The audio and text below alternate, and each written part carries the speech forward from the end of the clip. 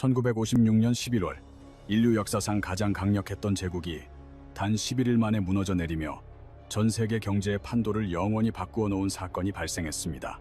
지구 표면의 4분의 1을 지배하며 태양이 지지 않는 나라로 불렸던 대영 제국은 당시 그 누구도 범접할 수 없는 절대적인 권력을 보유하고 있었습니다. 한 세기가 넘는 시간 동안 영국 파운드화는 전 세계 무역을 지배하며 국제 금융 시스템의 중심이자 가장 강력한 통화로 군림하고 있었습니다. 그러나 이 거대한 제국은 참혹한 군사적 패배나 민중의 혁명이 아니라 예상치 못한 단 한 통의 전화로 인해 처참하게 무릎을 꿇었습니다.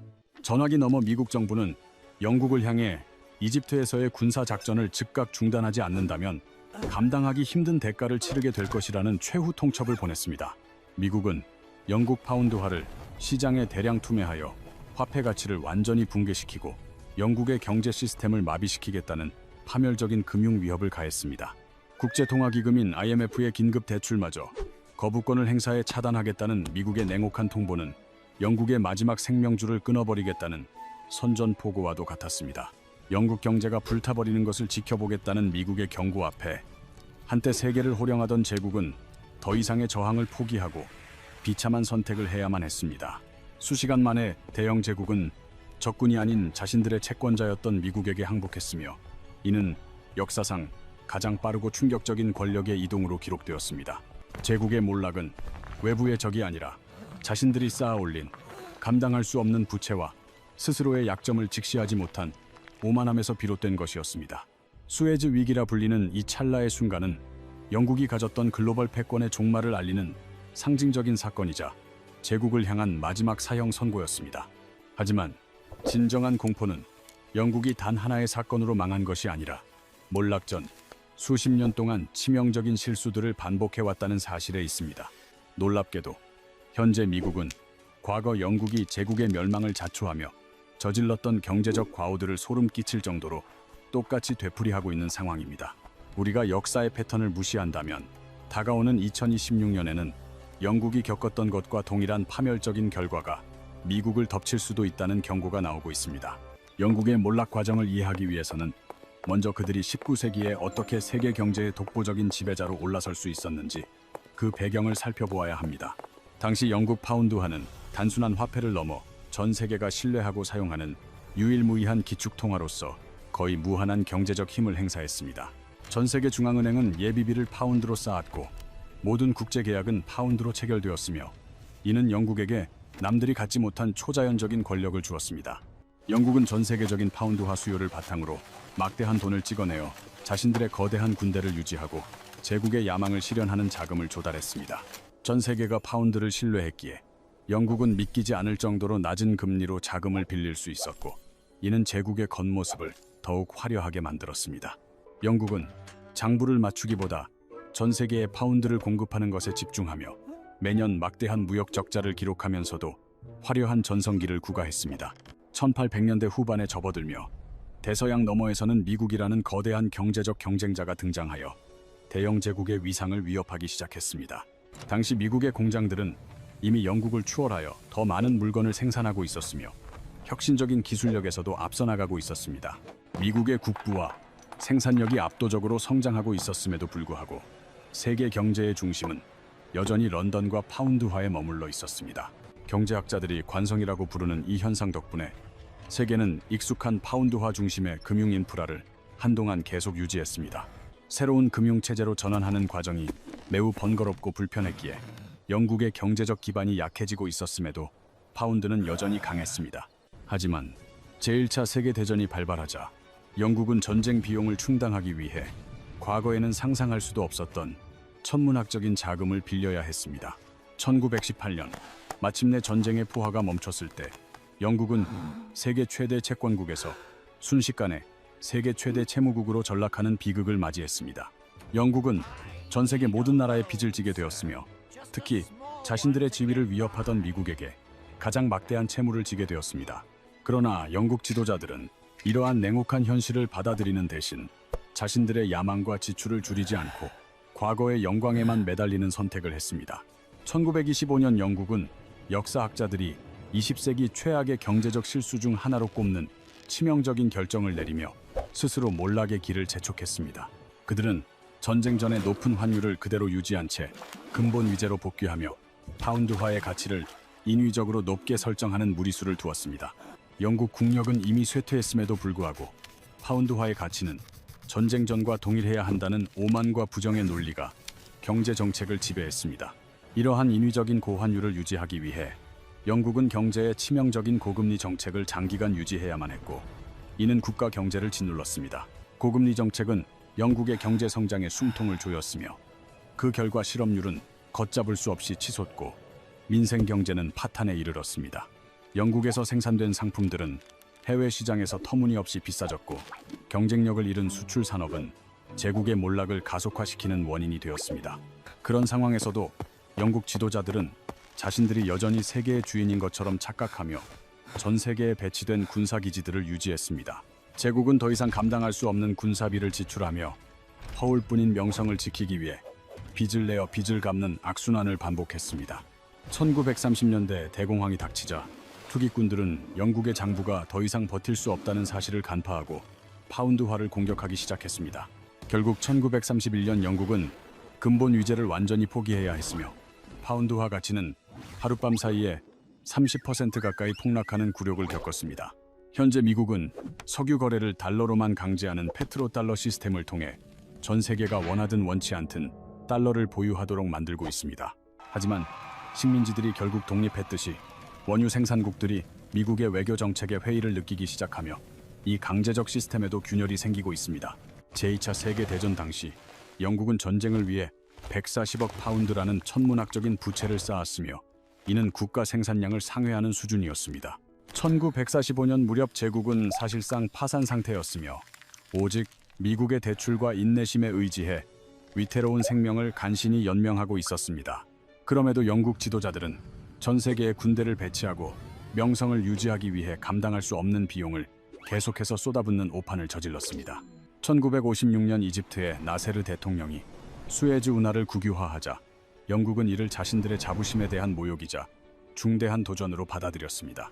영국은 프랑스 및 이스라엘과 연합하여 운하를 탈환하기 위한 군사 침공을 감행했고 초기 군사작전은 성공적으로 진행되는 듯 보였습니다.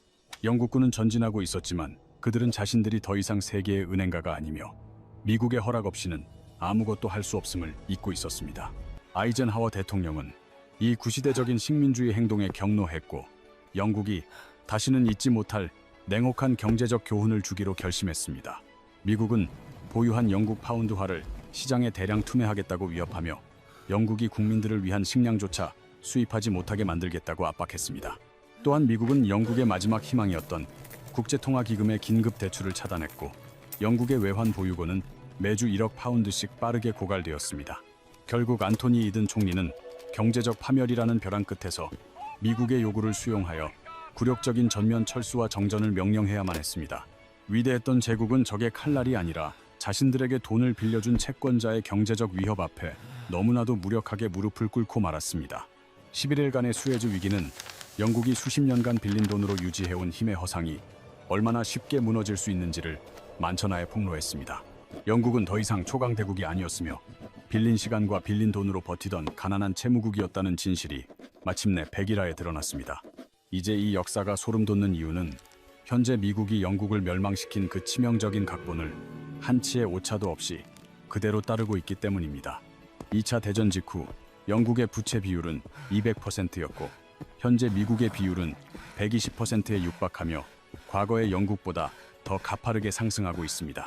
미국은 매일 70억 달러를 빌려 정부를 운영하고 있으며 지난 1년 동안에만 국가 부채가 2조 달러 넘게 증가하는 기염을 토했습니다. 영국이 무리한 해외 군비 지출로 파운드의 가치를 잃었듯이 미국 또한 다음 9개국을 합친 것보다 많은 국방비를 지출하고 있습니다. 전 세계 80개국에 흩어진 750개 이상의 군사기지를 신용카드로 유지하고 있는 미국의 모습은 몰락 전 영국의 무모함과 똑같습니다. 현재 중국과 러시아는 각자의 화폐로 교역을 진행하며 달러 패권에 균열을 내고 있으며 브릭스 국가들은 독자적인 결제 시스템을 구축하고 있습니다. 과거 영국의 동맹국들이 그랬듯이 오늘날 미국의 전통적인 우방들조차 달러에 대한 의존도를 낮추기 위해 자산을 분산하며 헤징을 시작하고 있습니다. 영국이 숫자가 경고하는 진실을 외면했듯이 미국 또한 여전히 전 세계가 우리를 필요로 하며 대안은 존재하지 않는다는 위험한 오만에 빠져 있습니다. 1995년의 영광에 갇힌 채 우리 군대가 모든 문제를 해결할 수 있다고 믿는 이러한 오만함은 결국 제국이 치렀던 것과 똑같은 대가를 요구할 것입니다. 제국의 몰락은 수십 년간 서서히 진행되다가 단 한 번의 결정적인 위기를 맞이하며 순식간에 끝을 맺는다는 것이 역사의 냉혹한 법칙입니다. 영국 지도자들이 장기적인 부채 누적과 산업 쇠퇴를 보면서도 영원한 번영을 믿었듯이 미국 또한 붕괴의 경고음을 무시하며 안주하고 있습니다. 단 한 번의 위기, 단 11일 만에 한 세기의 지배력이 증발했던 영국의 사례처럼 미국에게도 피할 수 없는 수에즈 모멘트가 다가오고 있습니다. 그것은 실패한 군사 개입일 수도 있고 의회가 부채 한도를 두고 위험한 도박을 벌이다 국제적 신뢰를 완전히 잃어버리는 순간이 될 수도 있습니다. 혹은 우리가 금융 제재를 가했을 때 상대방이 우리 시스템이 더 이상 필요 없다며 거부하는 지정학적 굴욕의 순간이 다가올 수도 있습니다. 예측 불가능한 충격이 닥치는 순간 미국이 생산 능력 이상으로 소비하며 전 세계의 인내심에 기생해왔다는 불편한 진실이 폭로될 것입니다. 특히 2026년에 대한 전망은 매우 충격적인데 미 의회 예산처는 연간 국가 부채이자 비용이 1조 달러를 초과할 것으로 예측합니다. 우리는 국방비보다 더 많은 돈을, 심지어 의료보건 예산보다 더 많은 돈을 오로지 빚을 갚기 위한 이자로만 지불해야 할 것입니다.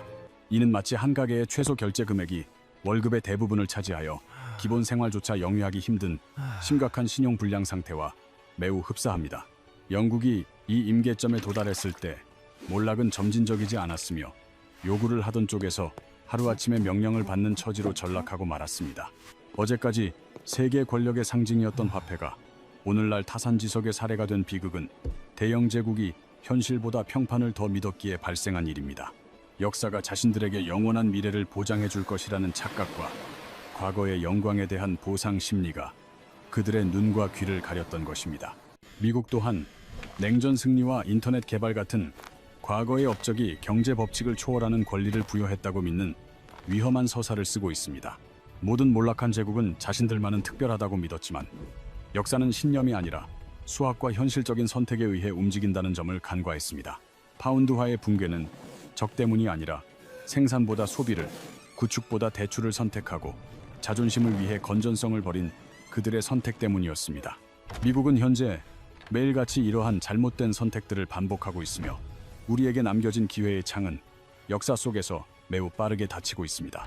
파운드화의 붕괴는 외부의 적 때문이 아니라 스스로 지출을 조절하지 못하고 부채를 선택했던 그들의 잘못된 결정들 때문이었습니다. 미국 또한 현재 매일같이 이러한 위험한 선택들을 반복하고 있으며 역사의 시계는 멈추지 않고 파멸을 향해 달려가고 있습니다.